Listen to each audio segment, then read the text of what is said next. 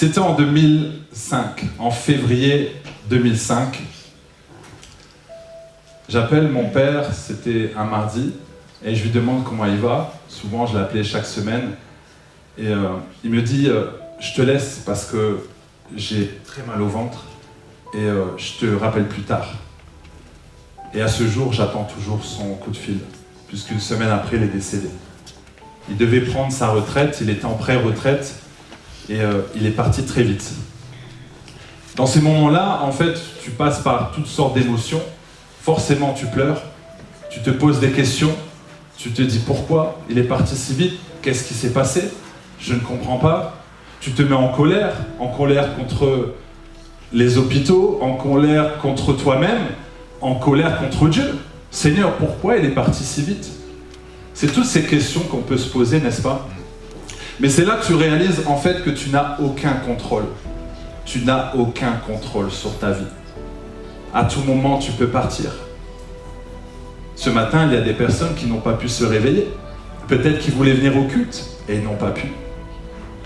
Un jour, une dame a expliqué qu'elle s'est couchée comme d'habitude avec son mari.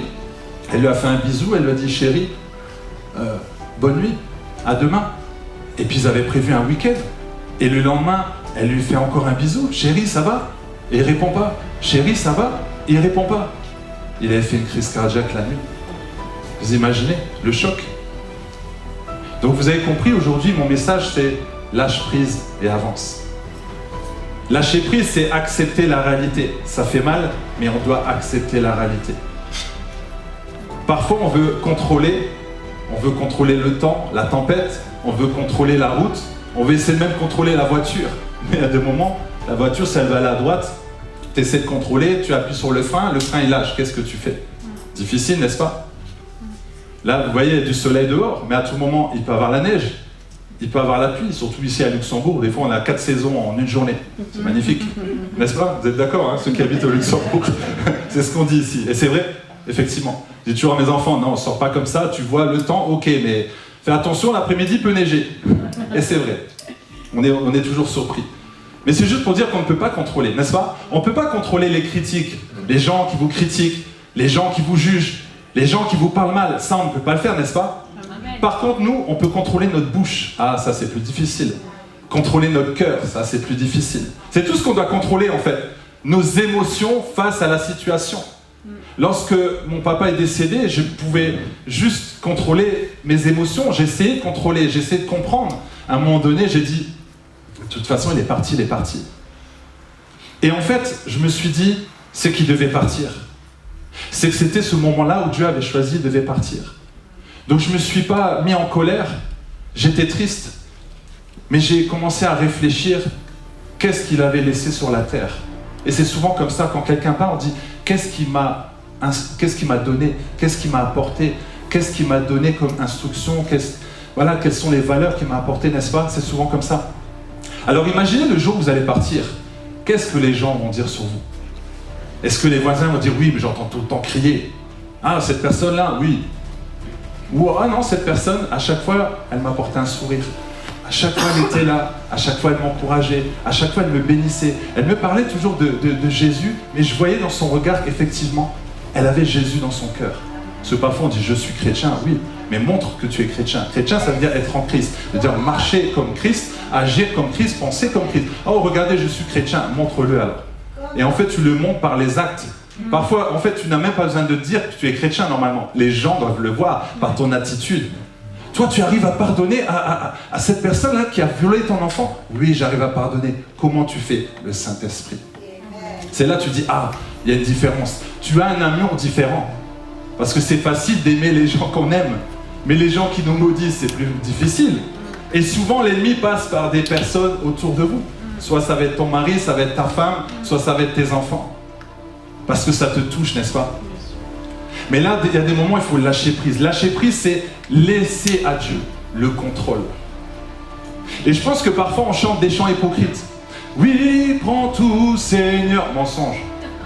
C'est faux. Tu chantes, oui, prends tout, Seigneur. Et tu lèves, ah, tu te mets à genoux et tout. Ah ouais. On t'a vu quand tu as chanté comme ça. Mais est-ce que réellement tu as tout donné à Dieu? Non.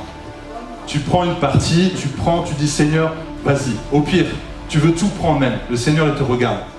Et après, tu pleures, tu dis Seigneur, pourquoi? Parce que tu ne me laisses pas prendre le contrôle. Je parle pour moi-même, vous savez, ce message, c'est pour moi. Parce qu'il y a des moments, je voulais... En fait, c'est comme si j'étais Jésus, je prenais la place de Dieu. Je disais, Dieu, je vais le faire, inconsciemment. Et le Seigneur m'a dit, vas-y, fais, par tes propres forces. À un moment donné, il dit, Seigneur, j'arrive pas. Il m'a dit, oui, parce que je t'ai dit de lâcher prise. Lâche prise par rapport à la situation. Toi, tu me sers seulement, tu pries seulement, le reste va se faire. Parfois, on dit, ah, je comprends pas mon mari, regarde comment il me parle. Ça va, lâche prise, prie seulement, il va changer. Il va changer parce que toi, tu vas changer. Ta façon, en fait, de parler, de voir ton mari, c'est cette façon-là qui va changer. Et inversement, si tu dis ta femme, elle est toujours en train de crier, elle est toujours comme ci, elle est toujours comme ça, change ta façon de penser, de la voir, et du coup, les choses vont changer. Parce que du coup, ta parole va changer. Si tu vois les choses différemment, on doit toujours voir les choses différemment. Je me souviens au Luxembourg, quand on est arrivé, parce que avec mon épouse Grace qui est ici, nous sommes arrivés de Lille, donc nous sommes des ch'tis du nord de la France, et on nous a dit, ah, les Luxembourgeois, ils sont fermés, les Luxembourgeois, ils ne parlent pas, les Luxembourgeois sont comme ci, ils sont comme ci, et on dit les lulus. Donc quand vous arrivez, en fait, vous dites, bon, peut-être qu'ils ont raison, et quand tu parles à une autre personne, effectivement, les frontaliers, c'est ce qu'ils disent. Et donc on est resté avec cette fausse croyance. Qu'est-ce qui se passe quand vous voyez un Luxembourgeois? Forcément, dans ta tête, tu dis, ah, lui, il parle pas. C'est pas la peine que je lui parle, c'est pas la peine que je vais le voir. Parce que dans ta tête, tu t'es dit, il est comme ça. Mais c'est là qu'il faut se dire, non, non, je refuse cette parole. Et c'est ce qu'on a fait, on est arrivé à Bettembourg, j'ai dit, Grace, écoute, t'es la seule africaine dans le quartier. Bon, il y en avait une qui était un peu plus loin. J'ai dit donc, bon, la seule africaine dans le quartier, on va pas rentrer dans ce jeu en disant, ils vont être compliqués, on va aller les voir. Et ma femme, elle a fait quelque chose de super. Quand Ruben est né, elle a pris des dragées, elle a été voir les mamies à côté. Et depuis, waouh, les Luxembourgeois, nous, on les a pas vus comme on nous avait décrit. Au contraire, ils étaient bienveillants, ils avaient beaucoup d'amour. Pourquoi? Parce qu'on leur a donné de l'amour et parce qu'on voit de l'amour en eux. En fait, tu vas toujours recevoir ce que tu vois. Si tu vois de l'amour chez quelqu'un, c'est bizarre, tu vas recevoir de l'amour, n'est-ce pas? Et c'est souvent comme ça aussi physiquement. Si tu te vois en fait moche, ne t'étonne pas que les gens vont dire que tu es moche, parce que tu te vois comme ça. Donc en fait, tu reçois en retour, n'est-ce pas? Lâche prise par rapport à ça aussi. Laisse à Dieu, laisse Dieu agir, laisse Dieu faire ce qu'il doit faire. Laisse Dieu être Dieu. C'est difficile, mais c'est ce qu'on doit faire. Et c'est pourquoi le chrétien n'arrive pas à avancer. C'est pourquoi le chrétien n'arrive pas à évoluer. C'est pas normal, en fait, de vivre ce qu'on vit en tant que chrétien. C'est pas normal de voir des chrétiens qui sont dans la pauvreté, alors que le Seigneur dit « je pourvois à tes besoins ». C'est pas normal de voir un chrétien qui est malade, alors que par ses meurtrissures, nous sommes guéris. C'est pas normal, n'est-ce pas? C'est pas normal de voir un chrétien qui a le Saint-Esprit rempli de sagesse et qui n'arrive pas à avoir la sagesse, qui n'arrive pas à produire la sagesse. C'est pas normal. Vous êtes d'accord? C'est pas normal. Et là, il y a quelque chose qui ne va pas. Ça veut dire qu'on n'arrive pas à lâcher prise, ça veut dire qu'on n'arrive pas à laisser à Dieu. Et Dieu nous dit quelque chose dans Psaume 46:10. Psaume 46:10.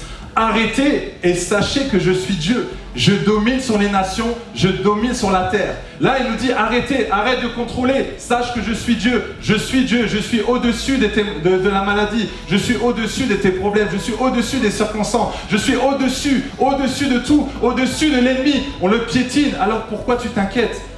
Le souci, c'est quoi? C'est que nous, on donne le pouvoir à l'ennemi. L'ennemi a le pouvoir quand tu lui donnes, mais il n'a aucun pouvoir contre toi, puisque Dieu est avec toi. Amen. Quand l'ennemi il envoie une flèche, tu te dis hey, laisse-le tranquille. Il envoie des anges, il dit tu touches pas à mon enfant. Mais toi tu dis non, vas-y, tu donnes les armes à l'ennemi, vas-y, tu peux m'attaquer. C'est ça le problème. Mais lui il est dépouillé. Il est dépouillé, il n'a plus d'armes, mais toi tu lui donnes encore. Tiens, vas-y, tu peux m'attaquer. Je me souviens une fois, une sœur, elle a témoigné, elle a expliqué ce qui s'est passé dans sa vie. Et elle a dit, voilà, l'ennemi a fait ci, l'ennemi a fait ça, l'ennemi m'a donné maladie. À un moment donné, j'ai dit, quand est-ce qu'elle va glorifier Dieu? Et sinon, Dieu il a fait quoi dans ta vie? Non, l'ennemi m'attaque toujours, l'ennemi. Donc forcément, tu attires toujours ce à quoi tu penses. Plus tu vas penser à l'ennemi, plus l'ennemi va venir se manifester, n'est-ce pas? Si tu penses à Dieu, Dieu va se manifester, n'est-ce pas? Quand vous êtes en famille et vous parlez de Dieu, qu'est-ce qui se passe? Vous sentez la présence de Dieu qui est là, n'est-ce pas? Parce que vous parlez de Dieu, n'est-ce pas? C'est là que je vous dis, fermez les yeux, pensez à quelque chose. Vous allez forcément l'attirer. Vrai ou pas? Parfois, vous pensez même à une amie, et d'un seul coup, elle vous appelle, tiens, c'est bizarre, je pensais à toi. C'est exactement comme ça. Pensez toujours à Dieu. Pensez toujours à Dieu. constamment, pensez à lui. Pensez à la parole de Dieu. Soyez constamment connectés à Dieu. Le diable vient comme ça, en fait, souffler des mauvaises pensées. Pour qu'après, en fait, ça agit dans votre cœur et ça va agir au niveau des actions. Actions, émotions. Et forcément, vous n'allez pas avancer. Quand on vous dit tu es stupide, tu es incapable, tu ne vas pas pouvoir y arriver, qu'est-ce qui se passe? Ça provoque, en fait, cette parole en toi. Tu la prends, tu la murmures, tu l'acceptes. En fait, c'est ça, il ne faut pas l'accepter. Accepte la parole de Dieu. Accepte quand le Seigneur dit tu es une bénédiction, tu es une source de bénédiction, tu vas y arriver, tu vas aller de l'avant. Avec moi, tu vas faire des exploits. Accepte cette parole. Mais le problème, c'est quoi? On n'accepte pas cette parole, mais on accepte ce que le diable dit de nous. Tu ne vas pas y arriver, tu ne vas pas pouvoir le faire, tu es nul, tu es incapable. Et ça, on le garde, ça résonne. Par contre, quand Dieu dit tu es une bénédiction, ah, tu es sûr Seigneur? Je ne suis pas sûr. Si tu es une bénédiction, tu dois le croire, tu dois le croire. Crois-le simplement. Dans la chanson, c'était ça. Crois-le simplement et il va agir. Crois-le simplement et il va agir. Crois que tu es une source de bénédiction. Crois que tu peux changer le Luxembourg. Crois que tu peux changer ta nation. Crois que tu es guéri. Crois que tu peux faire des miracles avec Dieu. Crois-le seulement et Dieu va s'occuper de toi. Crois-le seulement, tu dois juste le croire. Croire que ta famille va changer. C'est juste question de croyance. J'aime beaucoup parler de la femme qui est enceinte, mais qui a le déni de grossesse. Vous connaissez? C'est exceptionnel. Donc elle est enceinte, mais elle ne le sait pas. Et on ne le voit pas sur son ventre. Et à l'intérieur, l'enfant, lui, il se nourrit. Dieu est fort quand même. L'enfant, il se nourrit, il se développe, il grossit, mais le ventre ne grossit pas. C'est extraordinaire, non? Et là, à un moment donné, elle se dit, j'ai quand même mal au dos. J'ai des nausées, je vais aller voir le médecin. Et le médecin dit, mais vous êtes enceinte. Mais non, c'est pas possible, je ne suis pas enceinte. Et vous savez, même pendant ce temps-là, pendant les quelques mois, elle fait même du sport. Et le médecin lui dit, mais regardez, vous êtes enceinte. Et là, à un moment donné, elle voit dans l'échographie, elle voit le cœur. Elle dit, j'ai un enfant? Oui. Et à ce moment-là, il y a un déclic qui se fait, elle y croit. Quelques semaines après, le ventre commence à gonfler. Vous voyez la puissance de la croyance? En fait, vous avez des projets à l'intérieur, mais le problème, vous n'y croyez pas. Pourquoi vous n'avez pas des gros ventres? Moi, j'ai bien grossi. C'est pas le foufou, hein. C'est pas ça, c'est les projets. Alors si vous dites, Pasteur Max, tu es un peu grossi, tu as raison. Je vais accoucher bientôt. Amen. C'est ça. On doit accoucher. C'est pourquoi parfois vous avez des maux de tête, vous avez des douleurs, des nausées, vous avez mal au dos. Je suis sûr qu'il y a des personnes qui ont mal au dos parce que tu dois accoucher. Ça va arriver bientôt. La femme enceinte, elle a des douleurs, ça fait mal, n'est-ce pas? Ça fait mal, c'est dur. Mais elle se dit, je tiens bon. Pourquoi? Parce qu'elle sait qu'à un moment donné, le bébé va sortir. C'est dur, elle en a marre. Et parfois même on croit que être enceinte c'est une maladie, mais c'est pas une maladie, c'est une bénédiction. C'est pourquoi tu passes par des douleurs, parce qu'à un moment donné tu vas sortir le bébé. À un moment donné ça va venir, mais la douleur tu dis ah ça fait mal, oui, ça peut durer une journée, ça peut durer 2 jours, 1 mois, 2 mois, 3 mois, 4 mois, mais à un moment donné ça va sortir. Parfois tu peux te faire mal, tu peux faire une petite fissure, ça fait mal sur le coup, mais à un moment donné ça va partir. Donc ne reste pas sur la douleur, reste plutôt sur ta destinée, sur ce que le Seigneur t'a donné, cette bénédiction. Dieu a tellement de choses à vous donner, mais parfois on ne le saisit pas. Parfois il y a la bénédiction qui vient comme ça, on ne la saisit pas. Non, moi je ne prends pas la bénédiction, non, je ne veux pas. Si, prends-la la bénédiction, prends la grâce qui vient comme ça, prends les bénédictions chaque jour. Soyez gourmands. Nous en tant que chrétiens, on n'est pas assez gourmands. On n'est pas assez gourmands, on ne doit prendre plus ce que le Seigneur nous donne, ce qu'il veut nous donner. Nous avons un héritage, nous sommes enfants de Dieu, nous ne sommes pas n'importe qui. Tu marches dans le royaume, ne marche pas la tête baissée, marche la tête haute avec assurance.